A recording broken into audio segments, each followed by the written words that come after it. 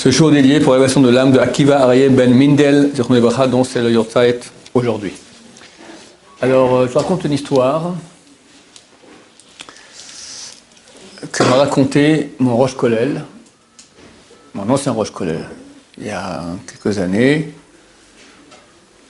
Il y avait un mariage, on s'est rencontrés, et je racontais que Mashiach arrivait bientôt, comme d'hab. Et lui, il me dit, oui, mais bon, viens, je te raconte une histoire que je tiens de mon grand-père, que lui, la tient du grand-père de sa femme. Ça date d'il y a environ 150 ans ici à Yerushalayim. Le grand-père de la femme du grand-père s'appelait Yankev. C'est Yaakov en yiddish. Et à l'époque, il est très proche d'un très grand rabbin qui est ici à Yerushalayim, originaire de Brisk en Lituanie, mais il est venu ici. Il s'appelait Maharil Diskin. Maharil Morenu Harav Yeshua Leb. Maharil, c'est les initiales de Morenu Harav Yeshua Leb. Diskin. Un géant de Torah, un géant de sainteté, un grand sadique. Pour vous dire un peu le niveau de Maharil Diskin, on lui demandait un arbre là. Combien de feuilles il y a sur l'arbre? 5867. Comment on sait? Peut-être qu'il a dit un chiffre comme ça. Comment on peut vérifier s'il a raison ou pas? Alors on prenait une branche, on coupait, on voit, il y avait 7 feuilles. Combien il y a maintenant? 5860. C'est-à-dire qu'il voyait, il les comptait, il voyait l'essence de l'arbre. Combien de feuilles il avait? Bon, et des choses comme ça, énormes. Ce Maharil Diskin un jour a appelé Rabbi Yankev, le grand-père de la femme du grand-père de mon Rosh Kollel. Et je lui ai dit, écoute, Rabbi Yankev, il faut que tu étudies le Nikour. Qu'est-ce que le Nikour? La Torah interdit de manger certaines graisses des animaux cachers. C'est très grave, plus que de manger du porc. Manger du porc, il n'y a pas de sanction de carette. Par contre, quand quelqu'un mange sur certaines sortes de graisses, par exemple celles qui entourent les reins, où il y a une membrane, comme ça, une membrane de graisse au-dessus du ventre, comme ça, toutes ces graisses-là sont sanctionnées par le carette, extrêmement grave. D'autres sont interdits que de la Torah sans carette, d'autres qui sont interdits à Rabbanan.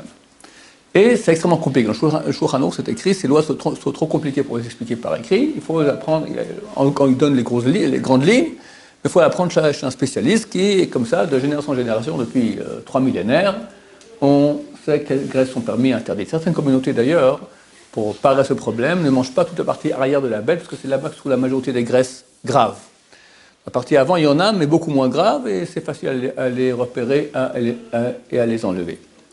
Donc, Maharil Diskin a dit à Rabbi Yaakov, écoute, mon cher ami, on manque de Menaker, apprends le Nikour, apprends cette science-là, et tu seras le Menaker et Yerushalayim. Et dès lors, on l'a appelé Rabbi Yankev Menaker, Rabbi Yaakov le Menaker. Étant donné qu'il avait souvent des questions, il devait aller poser des questions au Maharil Diskin, alors il était très proche de lui. Et il raconte qu'un jour, Maharil Diskin lui a raconté l'histoire suivante, qui lui est arrivée au Maharil Diskin. Quand il était en voyage depuis Brisk pour venir ici à Jérusalem, alors il est passé par Istanbul.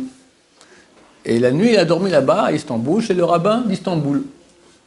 Au milieu de la nuit, comme tous les grands tzadikim, il se lève pour faire Tikkun Chatzot, étude la Torah, et il regarde un peu les livres qu'il y avait dans la chambre, les livres qui appartenaient au rabbin, et il voit un livre qui a l'air super intéressant, le Mahanedan. Il le prend, il lit, puis il raconte des gilouim, des dévoilements extraordinaires, des secrets fantastiques dévoilés dans ce livre-là. Il lit avec passion. Au bout d'un moment, il s'endort un peu comme ça, il se réveille, il ne trouve plus le livre. Il recherche, peut-être sous les draps, la couverture, la bibliothèque, sous le lit, disparu.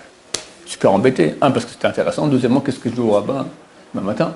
Propriétaire. Bon, il se lève le matin. Écoutez, il y avait un livre dans votre bibliothèque, Mahanedan, je ne sais plus, j'ai lu, je peux trouver. Le rabbin n'a pas fait attention, qui pas, non. Bon.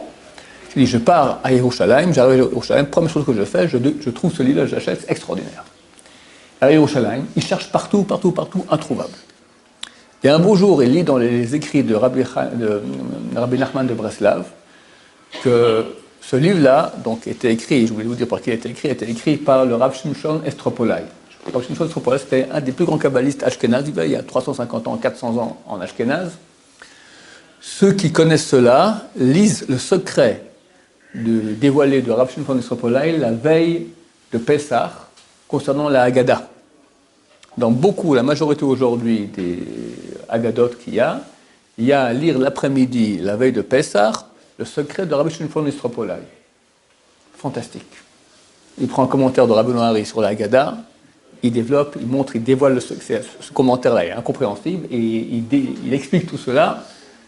Génial. Alors c'est ce même rabbin qui était un très très grand kabbaliste qui a écrit cela.